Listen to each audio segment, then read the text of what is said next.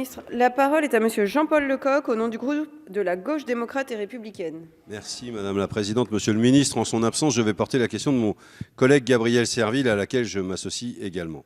La plus grande partie de l'augmentation des fonds consacrés à notre politique de développement et de solidarité nationale ne va pas à l'aide projet bilatérale, mais à l'aide économique et financière, c'est-à-dire essentiellement à des prêts, ça a déjà été dit, dont la logique veut qu'ils privilégient les pays émergents plus rentables et plus sûrs par rapport aux pays pauvres très endettés.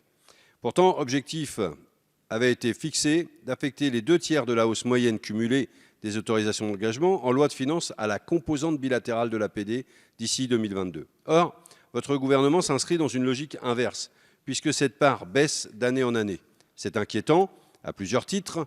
D'abord parce que l'on sait déjà qu'au rythme actuel, on ne sera pas en capacité d'atteindre le niveau d'engagement promis par le président de la République d'ici la fin du quinquennat en matière d'aide au développement, mais surtout parce que cela en dit long sur votre vision de la solidarité internationale.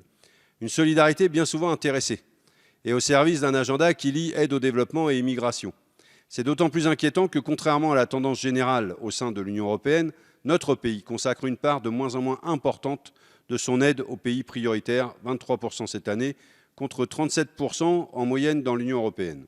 Pour faire simple, non seulement nous consacrons moins à ceux qui en ont le plus besoin, mais en plus nous le faisons dans une logique de prêt ou de retour sur investissement.